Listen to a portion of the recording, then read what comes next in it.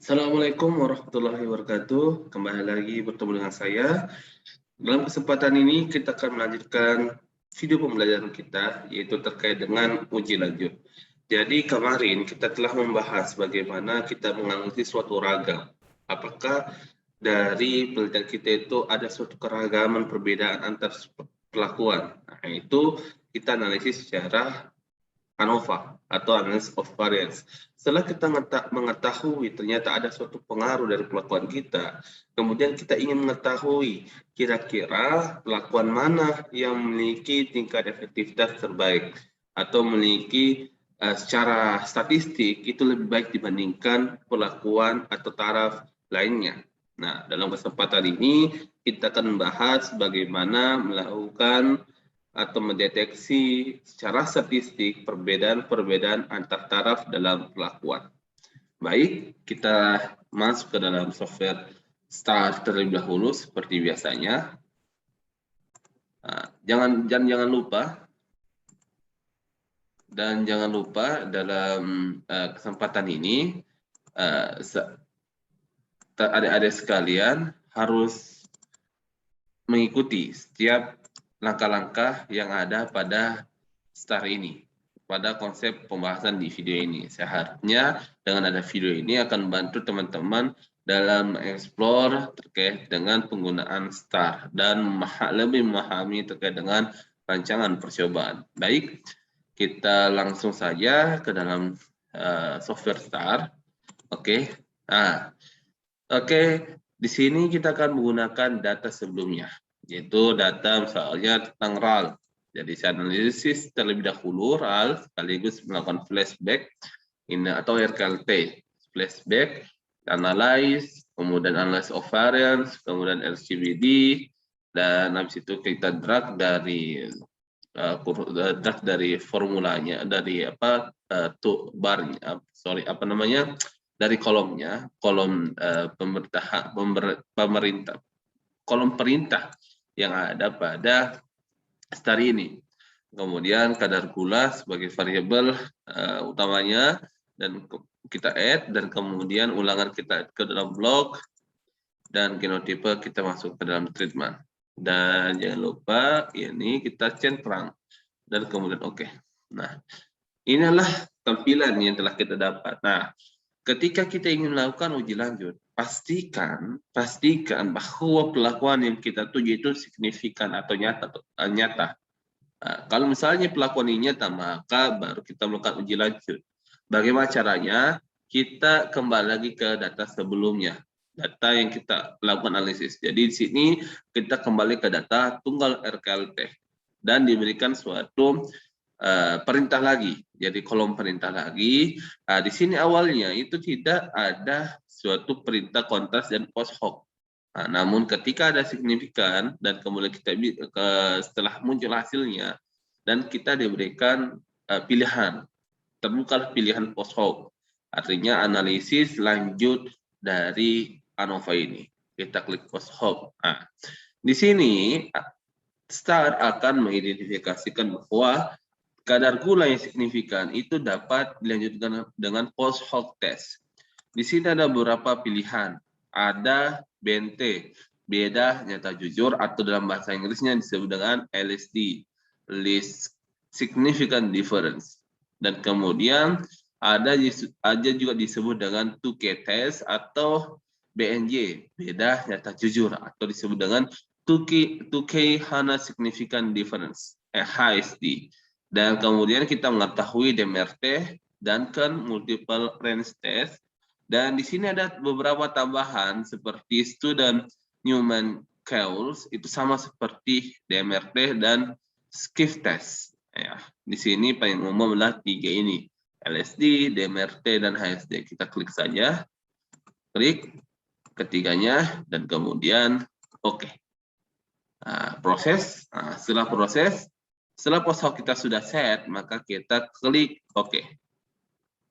Nah, sebagai flashback bagi adik-adik sekalian, mungkin sebagai penguat dari mata kuliah, di mana dalam uji beda nyata itu ada beberapa konsep. Pertama, LSD atau BNT, di mana BNT ini mirip dengan test student. Jadi bagaimana uji TS itu mirip dengan LSD, tapi dalam jangka perakuan yang cukup banyak. Biasanya LSD ini digunakan dengan taraf yang sedikit, misalnya 1 sampai 3. Itu sangat cocok untuk LSD. Tapi lebih daripada 3 itu kurang efisien, karena sekali LSD tersebut membandingkan, maka pembandingan tersebut memiliki alfa tersendiri. Bayangkan saja kalau misalnya ada 10 taraf dan kita lakukan pengujian satu persatu, maka banyaknya alfa yang ada dalam penelitian kita. Nah, kemudian ada HSD atau BNJ. BNJ tersebut ini lebih susah untuk signifikan karena alfa itu dibagi untuk setiap perlakuan. Jadi alfa 5%, misalnya kita memiliki 10 perlakuan, maka alfa 5% itu dibagi dengan 10 kombinasi tersebut. Nah, jadi lebih kecil untuk meningkatkan atau mendapatkan signifikansinya. Nah, dan tengah-tengah yang lebih sensitif dan tengah-tengah dari antar kedua uji beda nyata adalah DMRT, Duncan Multiple Range Test, di mana DMRT ini menggunakan suatu besaran tertentu, nilai tertentu yang disesuaikan dengan jaraknya.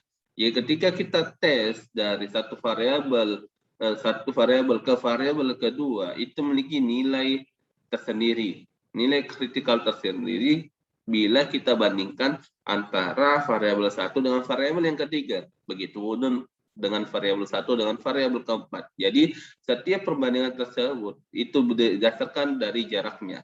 Jadi ada suatu kritikal atau nilai kritikal yang terdapat pada setiap jarak perbandingan, sehingga dinilai sangat cocok untuk data-data yang moderat. Misalnya kita memiliki 10 kombinasi. Sedangkan kalau biasanya kita menggunakan BNJ, itu bila data tersebut memiliki taraf yang sangat besar, maka untuk mengurangi nih huruf dari setiap perlakuan yang ada, maka kita bisa gunakan konsep BNJ. Nah, namun apabila kita hanya memiliki 10 taraf, mungkin DMRT sudah cukup untuk mewakilinya. Oke. Nah, disinilah hasilnya. Jadi kita tindis hasilnya. Inilah hasilnya. Di sini ada LSD, HSD. Ya, LSD, HSD artinya memiliki suatu nilai kritikal yang tetap, critical value tetap, sehingga kita menggunakan tes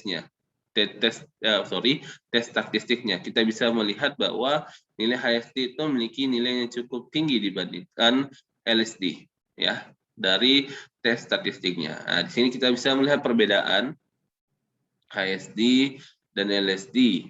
Nah, sini bisa melihat perbedaan, sangat susah untuk berbeda, karena relatif hampir sama, ya, seperti itu. Jadi sini BBB, kalau yang ini LSD sangat mudah untuk berbeda, kalau HSD sangat sulit untuk berbeda, ya. Nah, seperti itu.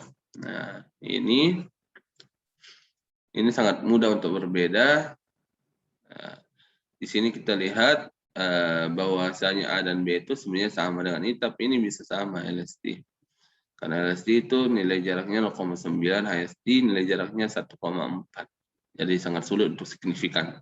Ya, sangat sulit untuk signifikan. Sedangkan LSD itu sangat mudah untuk signifikan, tapi dengan besaran taraf yang banyak, maka jangan sampai kita melakukan overestimate dalam proses penafsiran atau interpretasi dari data tersebut.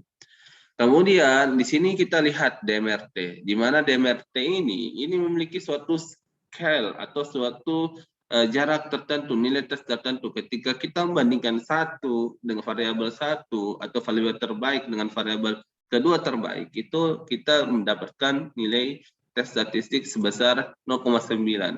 Tetapi ketika kita berujuk atau mencari yang lebih jauh, maka nilai tersebut akan meningkat. Sehingga ketika kita membandingkan 6 taraf itu, jadi dari nomor 1 sampai ke 6, maka kita mendapatkan nilai 0,245, dan itu lebih tinggi dibandingkan kita menduga perbedaan antara variabel pertama dengan variabel kedua. Ingat, dalam konsep uji nyata, hal yang paling pertama melakukan adalah melakukan proses pengurutan dari besar ke kecil.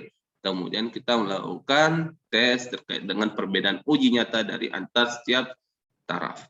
Ya, nah seperti itu. Sehingga Di sini lebih hampir mirip dengan hasil dari LSD. Oke, oleh sebab itu DMRT ini dinilai merupakan pertengahan antara LSD dengan HSD. HSD sangat sulit untuk kita signifikan, itu sangat sulit. Sedangkan LSD itu sangat mudah untuk signifikan, dan DMRT adalah pertengahan antara LSD dan HSD. Itu sangat tergantung dari jumlah taraf yang kita gunakan. Seperti itu. Oke, demikian dari saya untuk video kali ini. Saya harap adik-adik sekalian bisa lebih memahami terkait dengan uji nyata secara tidak terstruktur. Nanti ada lagi uji nyata secara terstruktur. Jadi kalau uji nyata tidak terstruktur, kita bersifat random, bersifat acak, tanpa suatu hierarki tertentu, tanpa suatu pola tertentu, sehingga dikatakan tidak terstruktur. Untuk video berikutnya, kita akan melakukan uji kontras yang dinilai merupakan uji yang bersifat terstruktur. Terima kasih. Sampai jumpa pada video selanjutnya. Salam dari saya, salam sehat. Assalamualaikum warahmatullahi wabarakatuh.